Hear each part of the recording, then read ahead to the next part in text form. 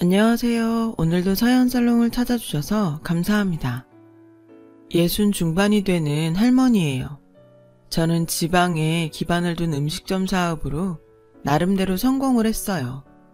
그것도 늦은 나이에 말이죠. 어릴 때 아버지가 일찍 돌아가셔서 경제적으로 어렵게 자랐어요.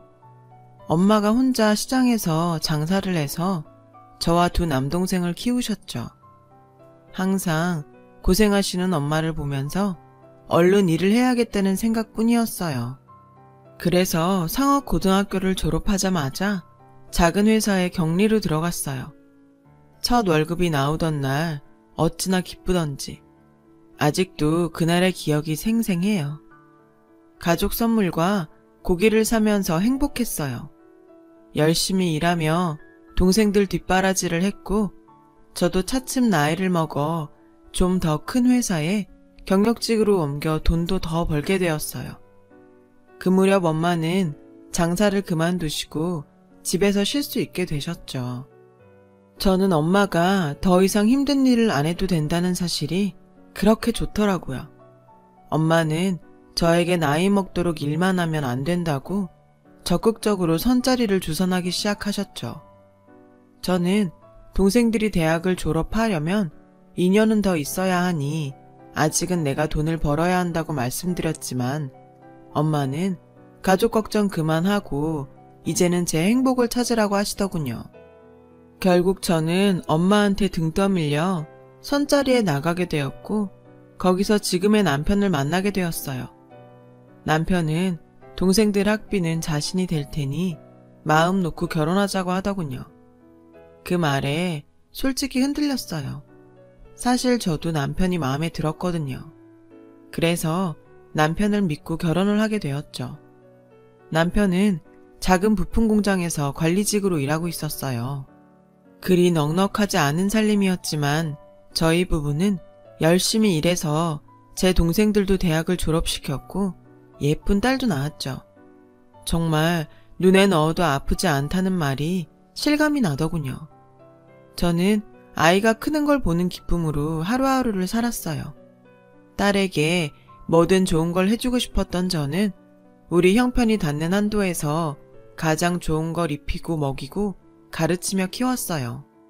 비록 저는 돈을 버느라 대학에 못 갔지만 우리 딸만큼은 대학도 보내고 공부하고 싶은 만큼 다 시켜주고 싶었죠. 그래서 남들처럼 과외도 시키고 피아노, 미술 등 예능 교육에도 힘썼고요. 제 딸도 마음을 알았는지 잘 따라와 줬어요. 제법 공부도 잘했던 딸은 꽤 좋은 대학에 들어갔고 졸업하고 얼마 뒤에는 7급 공무원 시험에도 합격을 했어요. 전 온 동네에 떡을 돌리며 자랑을 했죠. 딸아이는 세무직으로 일을 하게 되면서 서울로 가게 되었어요. 주말마다 집에 올 테니 걱정 말라는데도 막상 딸아이를 서울로 보내려니 그렇게 눈물이 나더라고요. 그렇게 몇 달이 지나고 한 번은 주말이라 딸이 올 시간이 됐는데 어째 소식이 없더라고요. 그래 딸을 마중하러 대문을 나섰는데 저만치 골목 어귀에 딸이 보였어요. 반가운 마음에 한 걸음에 달려가려는데 혼자가 아니더라고요. 딸 옆에 웬 훤칠한 남자가 함께 있었죠. 그런데 딸아이가 자꾸 그 남자를 보내려고 하더라고요. 가서 한마디 해야 하나 하던 차에 남자가 돌아가더군요. 그래서 저는 딸아이를 불렀어요. 집에 와 딸에게 물어보니 얼마 전부터 자신을 쫓아다닌다는 거예요. 내심 남자친구가 아닌가 가만히 생각해보고 있었는데 그 소리를 들으니 이럴 줄 알았으면 한마디 할 걸 그랬다 싶었죠. 그런데 어쩐지 마음이 요상하더라고요. 딸아이가 벌써 이렇게 컸나 싶어서요. 그저 어린 아이로만 생각했는데 어느새 커서 산에 눈에 들 나이가 됐구나 싶어 기특하기도 하고 세월이 참 빠른 것 같아 서운하기도 했어요. 이런 게 자식 가진 부모 심정이겠죠. 제가 어떤 남자냐고 꼬치꼬치 캐묻자 딸아이는 친구들 모임에서 한번 봤는데 그때 이후로 자꾸 연락을 한다더라고요. 게다가 남자네 엄마가 부동산 큰손이라 집도 꽤 잘 산다고 하더군요. 얼마 전에 우리 옆 동네에 큰 집을 지어서 내려와 살 거라고 했다더군요. 알고 보니 원래 이 지역 살던 사람인데 돈 벌어 금유한양하는 셈이었죠. 저는 잘 됐다고 잘해보라고 했어요. 이런 제가 너무 속물 같을지 모르지만 제가 너무 없이 살아서 그런지 딸만큼은 무조건 잘 사는 집에 가서 떵떵거리며 편하게 살기를 바랬거든요. 가난을 되물림하고 싶지는 않으니까요. 그동안 귀하게 곱게 키운 딸인 만큼 어디서나 대접받는 사람으로 살았으면 했습니다. 그런데 딸애는 남자 집이 너무 잘 살아서 부담스럽다고 하더군요. 저는 그래도 또 찾아오면 한 번은 제대로 만나보라고 했어요.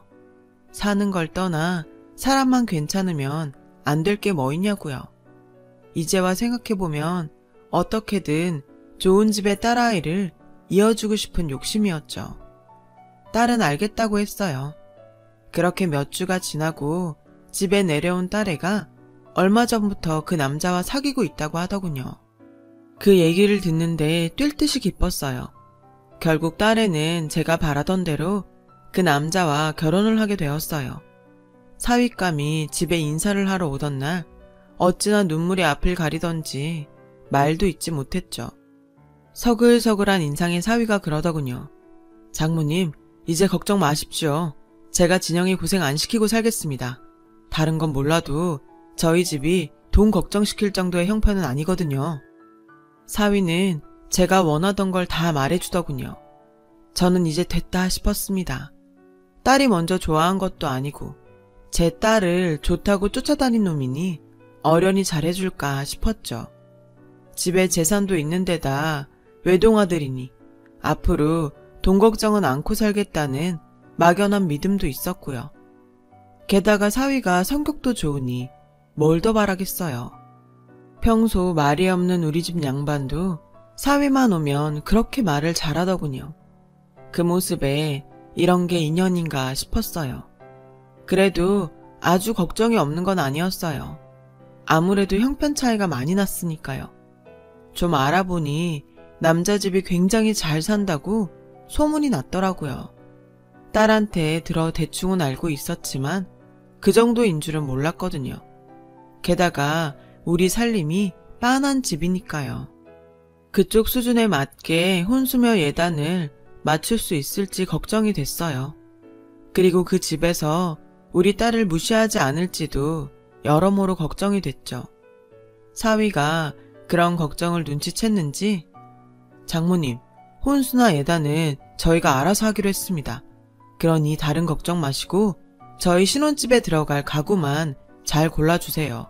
처음부터 그렇게 하기로 했거든요. 아닐세, 우리가 혼수는 해줄 수 있어. 우리도 진영이 결혼 자금으로 모아둔 돈도 있으니까 걱정 말고 부모님께 예단 어떻게 할지 여쭤봐. 그러자 사위는 한사코 거절했어요. 아니에요, 어머님. 그러시면 저 진영이한테 혼나요. 제가 진영이와 한 첫 약속인걸요. 이러시면 오히려 제가 불편합니다. 그러니 정말 걱정하지 않으셔도 돼요. 자네 부모님이 서운하시지 않겠어? 자식도 하나뿐인데 남들처럼은 받고 싶으실 텐데. 아닙니다. 저희 부모님께도 이미 말씀드렸고 그러라고 하셨어요. 우리 사정을 헤아려주는 사위한테 고맙기도 하고 미안하기도 했어요. 우리 딸을 저리 생각해주니 결혼해서도 딸애를 힘들게 하지는 않겠다 싶었죠. 그리고 얼마 뒤 상견례 날이 되었어요. 우리 부부는 서울로 올라가 사돈을 만나게 되었어요. 안사돈이 참 우아하고 인상이 좋더군요. 감색 정장에 작은 백 하나만 들었는데도 참 고급스럽게 보였어요. 우리 아들이 철이 좀 없지만 귀엽게 봐주시면 감사하겠습니다.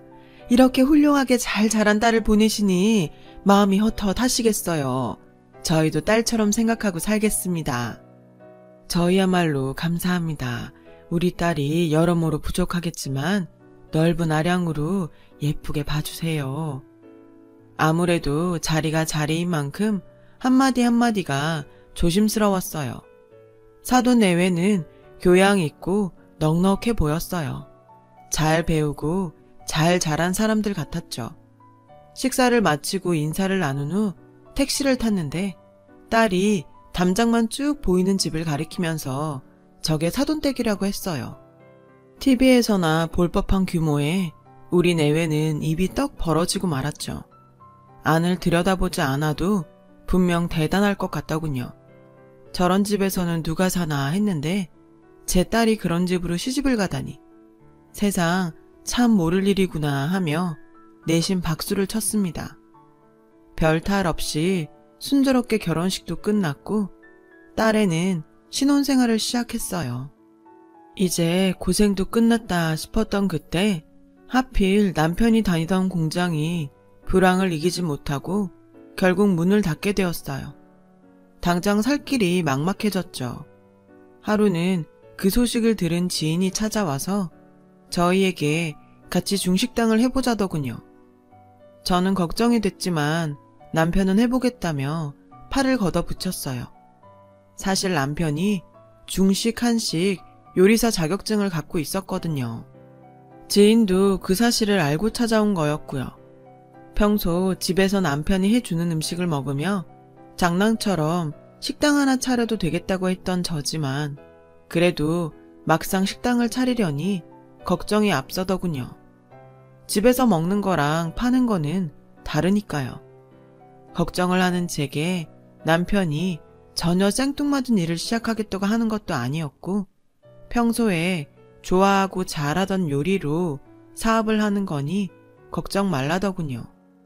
하긴 식당을 안 차리면 퇴직금으로 치킨집을 차릴 판이었으니 차라리 이게 낫겠다 싶기도 했어요.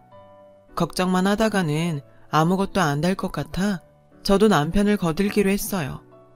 저와 남편은 처음 해보는 장사라서 서툰 점이 많았지만 남편 친구는 전에도 장사를 했던 사람이라서 능숙했어요. 무엇보다 남편이 믿는 절친이었기 때문에 저도 믿고 같이 하기로 했고요. 그래도 일은 쉽지 않고 처음이라 손님도 많지 않아서 고전하는 날들도 많았어요. 하는 수 없이 저는 배달원 월급이라도 아껴볼 요량으로 직접 배달통을 들고 나서야 했어요. 남편은 말렸지만 제가 하겠다고 했어요. 그러자 남편 친구는 자기가 배달을 할 테니 저더러 카운터를 보라더군요. 경리 출신이니 자기보다 잘할 거라고요. 그래서 결국 제가 카운터를 보게 되었죠. 그렇게 바쁜 시간들을 보내느라 점점 딸아이와 하던 통화도 뜸해졌고 딸도 바쁜지 연락이 뜸해졌어요. 그 사이 나이 든 중년 셋이 열심히 땀 흘린 보람이 있는지 배달 주문도 점점 늘어났고 식당을 찾는 손님들도 많아졌어요. 아직 딸아이한테는 식당을 차린 얘기는 비밀로 하고 있었어요. 괜히 딸애가 부모 걱정을 할까 봐서요. 결혼한 지 얼마 안 돼 한참 행복한 시간을 보낼 텐데 부모로서 그걸 깰 수는 없죠. 게다가 괜히 사돈댁의 눈치라도 보이면 어쩌나 하는 마음도 있었고요. 안 그래도 차이가 많이 나는 혼사잖아요. 장사 얘기는 좀 더 안정이 되고 나서 해도 늦지 않다고 생각했어요. 그래서 가끔 딸애와 통화를 할 때도 가게 얘기는 일절하지 않았어요. 딸이 전보다 연락이 뜸해서 혹시 무슨 일 있는 거 아닌가 싶어 물어보니 바빠서 연락하기 힘들었다고 하더군요. 밝은 목소리를 들으니 안심이 되었죠. 차라리 연락이 뜸한 게 저희 얘기를 안 해도 돼서 잘 됐다고 생각했어요. 하루는 영업이 끝났는데 방송국에서 촬영 좀 할 수 있겠냐고 하더라고요. 재료도 있겠다 그러마 했죠. 그런데 그 방송이 꽤 유명한 프로였던지 방송 뒤 손님이 엄청 늘은 거예요. 저희 식당은 어느새 짬뽕 맛집으로 입소문을 타게 되었죠. 다른 동네에서 일부러 짬뽕을 먹으러 오는 손님도 생겼을 정도였어요. 그러다 보니 홀이 좁아서 대기 손님이 많이 생겨서 고민이 되더라고요. 남편과 친구는 머리를 맞대고 고민한 끝에 옆 건물 1층도 임대하기로 결정했어요. 바로 옆이니 따로 주방을 만들지 않아도 주문대로 음식을 내줄 수 있으니까요. 그렇게 나름의 확장을 하고서는 매출이 엄청나게 올랐어요. 짬뽕 맛집으로 소문이 나면서 가게는 늘 문전성시였고, 이런 상태라면 거짓말 조금 보태 건물도 올릴 판이었죠. 이제는 딸한테 말해도 되겠다고 생각할 즈음이었어요. 어느 날 남편 친구가 배달을 갔다 왔는데 표정이 좋지 않더라고요. 배달 직원을 쓰고는 있지만 바쁠 때는 종종 직접 배달을 나가곤 하거든요. 저는 배달 갔다가 괜히 안 좋은 소리라도 들은 건 아닌가 걱정이 돼서 보리차를 한 컵 따라주며 무슨 일이 있냐고 물었죠. 그랬더니 심각하게 그러더라고요. 재수씨, 요즘 진영이하고 연락해요? 전에처럼 자주는 못해도 어쩌다 가끔은 하는데요. 그건 왜요? 제가 오늘 배달을 간 집이 아무래도 재수씨 사돈댁 같은데 좀 이상해서요. 사돈댁은 얼마 전부터 옆 동네로 내려와 살고 있었어요. 딸애는 직장이 서울이라 아직 서울에서 살고 있고요. 그래서 따로 인사를 가지는 않았었죠. 에이, 잘못 보셨을 거예요. 설마 그 동네에서 여기까지 배달을 시켰겠어요? 요새 그쪽에서도 주문 많이 들어와요. 한번 진영이한테 연락해봐요. 평소 같지 않은 남편의 친구의 표정에 괜히 마음이 무거웠어요. 그래서 당장 딸한테 전화를 걸었죠. 딸, 요즘은 어떻게 지내? 별일 없고? 김서방은? 그냥 맨날 똑같지 뭐. 그 사람도 잘 지내고 있어. 김서방은 너한테 잘해주지. 그렇게 쫓아다녀서 한 결혼인데 못하기만 해봐라. 그 순간 딸이 잠시 아무 말도 안 하다가 뒤늦게 대답을 했어요. 그럼 잘해주지 말이라고 해. 엄마, 나 지금 바쁘거든. 나중에 다시 전화할게. 그렇게 딸은 명랑하게 전화를 끊었어요. 전보다 더 밝게 전화를 받는데도 이상하게 제 마음은 무거웠어요. 남편 친구의 말 때문에 신경 안 쓰려고 해도 일이 손에 안 잡혔어요. 그래서 사위한테도 전화를 해봤는데 사위는 바빠서 그런지 계속 전화를 안 받더라고요. 무소식이 희소식이다. 저는 스스로에게 그렇게 말하며 불안한 시간을 보냈어요. 그렇게 시간이 흐른 어느 날 남편 친구가 급하게 저를 불렀어요. 지금 배달 들어온 주소가 사돈댁이네요. 그 집에서 여기 중국집 하는 건 모르죠? 네, 아직 말 안 했어요. 저는 아무래도 신경이 쓰여서 제가 직접 배달을 가겠다고 했어요. 남편 친구는 그래도 사돈댁인데 직접 배달을 가는 건 그렇지 않겠냐며 자기가 가겠다고 하더군요. 그 집이 뭐요? 그 집이 왜요? 전에 뭘 보고 왔길래 저나 남편한테 꽁꽁 숨기는 거예요. 차라리 아무 말도 하지 말든가. 궁금해서 미치겠느니 제가 직접 갈래요. 그러자 남편 친구는 아차 하는 얼굴로 알겠다고 하더군요. 저는 분명 뭔가 잘못됐다는 걸 느꼈어요. 그래서 창모자를 눌러 쓰고 스카프로 가리고서 배달 직원을 따라 나섰어요. 손님을 치르는지 유린기에 팔보채, 해물 누룽지탕 같은 비싼 요리를 많이 시켰더라고요. 안은 들여다 보이지도 않게 철통같이 높은 담을 세운 집의 배를 누르자 안에서 문을 열어주었어요. 넓은 정원을 가로질러 집으로 들어가니 거실에 손님들이 북적거리더라고요. 배달한 음식을 내주며 안을 살피던 저는 그만 제 눈을 의심하고 말았어요. 회사에서 일하고 있어야 할 제 딸이 손님들은 거실에서 희희낙낙하는데 맨손으로 2층 계단에서 물걸레질을 하고 있지 뭐예요. 겉도 피골이 상접한 모습으로 말이죠. 안싸도는 도우미를 시켜서 음식을 거실에 내놓고는 제 딸에게 소리를 쳤어요. 넌 눈치도 없니? 사람들 밥 먹는데 밥맛 떨어지게 하루 종일 그러고 있을래? 후딱후딱 좀 움직여라. 죄송합니다. 금방 끝낼게요. 제 딸이 힘없이 말하는 거였어요. 넌 그래서 안 되는 거야. 무슨 애가 그렇게 융통성이 없어. 밥 오기 전에 후딱 끝냈어야지. 그런 것까지 일일이 가르쳐야 되니? 7급 공무원은 대체 어떻게 됐대? 대리 시험이라도 본 거 아니니? 아, 정말 내 새끼가 죽는다고 지랄만 안 했어도 저런 거 집에 안 들이는 건데. 죄송해요. 올라갔다가 나중에 할게요. 야, 됐어. 그냥 해. 하던 거 끝내야지. 그냥 가면 어떡해? 이래서 사람은 집안 보고 들여야 돼. 보고 배운 게 없으니 저 모양이지. 찢어지게 가난한 집구석에서 자랐으면 일머리는 있어야 할 거 아냐. 이건 뭐 어느 짝에도 쓸모가 없으니 원. 네가 그 모양이니까 네 서방도 바람난 거 아니니? 맨날 뚱해서는 네 얼굴 보면 집에 들어올 맛이 나겠냐? 니네 부모는 염치도 좋다. 딸년을 맨몸으로 시집 보내놓고 한 번을 안 찾아오니? 우리 내려온 거 알았으면 알아서 진작 기어와서 인사라도 했어야지. 하여간 없는 것들이 예의도 없어. 하긴 네가 누굴 보고 배웠겠니? 그 부모의 그 딸이지. 안사돈의 막말에 기가 딱 막혀서 몸이 움직이지 않았어요. 양장피 접시를 든 손이 부르르 떨렸어요. 남편 친구도 저런 모습을 봤던 거겠죠. 그래서 우리 딸의 안부를 물었을 테고요. 나는 왜 이렇게 둔에 빠졌을까? 왜 애미가 돼서는 눈치채지 못했을까?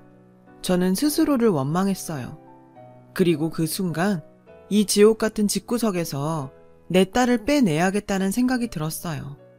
그 전에 일단 손에 들고 있는 양장피부터 해결해야겠더라고요. 저는 안사돈한테 걸어가 양장피를 뜯어서 그 머리에 확 부어버렸어요. 야, 너 미쳤어? 안사돈은 팔딱팔딱 뛰며 눈이 따갑다며 난리를 쳤어요. 그래서 제가 딸애가 걸레를 빨던 물통을 가져다 얼굴에 확 뿌려줬죠. 사돈, 이제 괜찮으세요? 물 한 바가지 더 뿌려드려요? 그 두꺼운 낯짝 상하면 어쩌나 걱정이 되네요. 그제야 절 알아본 사돈이 소리쳤어요. 당신 뭐야? 미친 거 아니야? 그래, 난 미쳤다. 니년이 내 귀한 딸한테 미친 짓 하는데 안 미칠 애미가 어디냐? 똥만 찬 주둥이로 뭐가 어쩌고 어째? 내 딸이 왜 배운 게 없냐? 네 아들놈에 비하면 차고도 넘치는데 그 나이 처먹도록 변변한 직업도 없니? 지 부모 밑에서 집장사나 해먹고 그렇게 사는 놈하고 7급 국가공무원하고 누가 더 잘났는지 길거리에 나가 물어볼까? 꼴랑 돈 좀 있다고 교양 떨며 살고 싶은 모양인데 천성이 후진 걸 돈으로 가릴 수 있겠냐? 이 똥통에서 굴러먹다 뒤질인가나? 그러자 안사돈은 소리를 질렀어요. 야, 너 말 다 했어? 이년이? 아줌마, 저 미친년이랑 그 딸년 당장 내 눈앞에서 치워. 가지 말래도 간다 이년아. 이놈의 집구석 더 있으래도 싫다. 저는 그대로 딸을 데리고 그 집을 나왔어요. 딸애와 함께 택시를 타고 집까지 오는데 눈물이 멈추지 않았어요. 내가 내 딸을 사지로 몬 것 같았거든요. 그놈의 돈이 뭐라고 딸애를 등 떠밀어 그런 집구석에 보냈던 건지 정말 제 뺨을 치고 싶은 심정이었죠. 저런 몹쓸 인간들하고 제 딸이 있었다고 생각만 해도 미칠 것만 같았어요. 그저 돈 많은 집에 가서 평생 편하고 행복하게 살라고 했던 제가 너무나 어리석고 한심하게 느껴졌어요. 돈이 많다고 인격도 높은 게 아닌데 왜 그랬는지 후회 막심이었어요. 저는 집에 와서 딸애를 끌어안고 펑펑 울었어요. 그 와중에도 딸아이는 자기 때문에 걱정 끼쳐서 죄송하다고 사과를 하더군요. 저는 그러지 말라고 했어요. 엄마가 등 떠밀어 보낸 시집이니 수습도 엄마가 책임지겠다고 했어요. 그러니 있었던 일을 하나도 빼놓지 말고 말하라고요. 사위는 결혼하자마자 밖으로만 돌고 매일 다른 여자들하고 지냈다더군요. 그런 개망나니 짓은 이미 결혼 전부터 유명해서 있는 집 사이에서는 혼처를 구할 수 없었다고요. 형편이 차이지는데도 시부모가 결혼을 시켰던 것도 다 그런 이유였죠. 게다가 제 딸이 공무원이니 돈밖에 없는 지들한테는 꽤 괜찮은 혼처였고요. 사람만 보고 들였다 소문낼 수 있으니까요. 시모는 결혼하고 얼마 뒤부터 딸애한테 직장을 그만두라고 요구했다더군요. 그 무렵 이미 사위놈은 바람이 나서 딴집 살림을 하고 있던 차였기에 혹여 제 딸이 이혼한다고 할까봐 볼모로 잡아서 집에 감금하다시피 숨기고 있었던 거죠. 집에서 부리는 사람도 다 내보내고 오래 일한 입주 도우미 하나만 남겨둔 채 제 딸을 식모 부리듯 하면서요. 그 말을 듣다 보니 치가 떨렸어요. 도저히 이 집 구석 연놈들을 가만둘 수가 없더라고요. 그래서 딸애를 구슬려 반격을 준비했어요. 먼저 제일 비싸고 능력 있는 변호사를 선임해서 이혼 소송을 걸었어요. 업체에 의뢰해 사위놈이 바람을 피는 현장도 잡고 제 딸을 감금한 사실을 증언해줄 증인도 찾아냈죠. 다행히 가게 장사를 하며 번 돈이 이럴 때 요긴하게 쓰일 줄은 몰랐네요. 하지만 이게 끝이 아니었어요. 제 딸이 뭐 하는 사람입니까? 세무과 공무원 아닙니까? 그래서 그 장점을 발휘해 땅 장사, 집 장사하는 인간들이 제일 무서워하는 세금 폭탄을 먹이기로 했어요. 딸애가 집에 갇혀 집안 곳곳을 청소하며 알게 된 비리 사실과 세금 포탈들을 세세하게 정리해서 국세청이며 국토부까지 알릴 수 있는 곳에는 다 알렸어요. 다행히 딸의 직장 동료들이 도와줘서 일은 생각보다 쉽게 처리됐죠.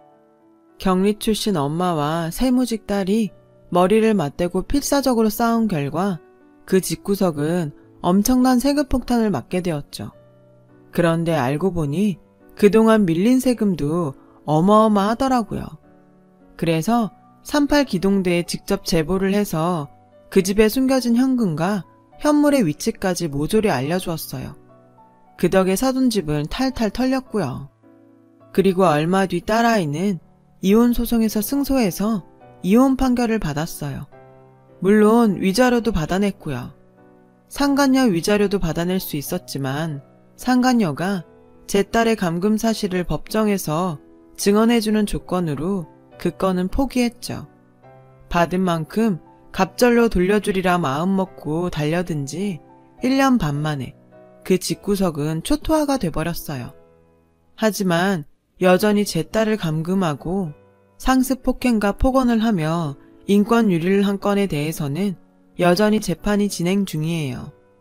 이건 다른 건과 달리 돈으로 해결할 사안이 아니라 실형이 달린 거라서 그쪽에서도 꽤 이름 있는 로펌을 찾아가 의뢰를 했더라고요. 감옥에 안 가려고 필사적인 거죠. 하지만 걱정은 없답니다.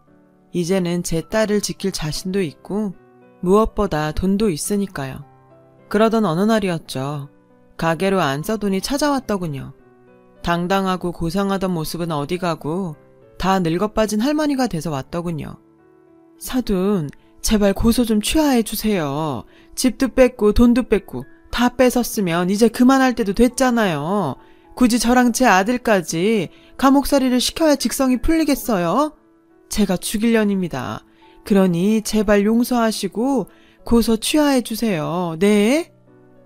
그동안 낯짝 한번 안 내밀더니 교도소에 들어갈 판이 되니 사과를 하더군요. 그 더러운 낯짝을 어디에 디밀어? 돈 가지고 사람 망가뜨릴 때는 좋았지? 고소 취하? 어림도 없는 소리. 그러게 네 새끼 간수나 잘할 것이지 감히 내 새끼를 건드려? 어디 한번 당해봐라. 내가 그동안 애지중지 키운 내 딸을 그 지경을 만들어 놓고 용서? 난 죽어도 고소 취하 못하니까 네가 지은 죄 달게 받아. 저는 주방으로 가서 설거지한 물을 가져다가 한 바가지를 퍼부었어요. 안사돈은 비명을 지르며 그제야 도망치듯 저희 가게를 빠져나갔죠. 그 모습을 보니 속이 시원하더군요. 세상사 돈이 다가 아니고 사람 일 어떻게 될지 모르는 거라고 하죠. 저 또 그때 일을 교훈 삼아서 사람들에게 함부로 하지 않고 기꺼이 잘 대접하며 살고 있답니다. 딸아이는 그간의 일을 털고 다시 취직을 했어요. 회사 일이 힘들다면서도 얼굴은 그렇게 행복해 보일 수가 없더군요. 저는 제 딸이 결혼하지 않아도 좋아요. 혼자 살면 어때요? 지가 좋아하는 일 하며 좋은 사람들과 어울려 살면 그게 행복이죠. 그저 제 딸이 행복하기만 바랄 뿐이에요. 제 사연을 들어주셔서 감사합니다. 여러분의 가정에 늘 행복이 함께하길 바랍니다. 여러분, 사연 댓글에 응원과 현명한 조언 부탁드려요. 좋아요와 구독은 저에게 큰 힘이 됩니다. 오늘도 좋은 일 가득하세요.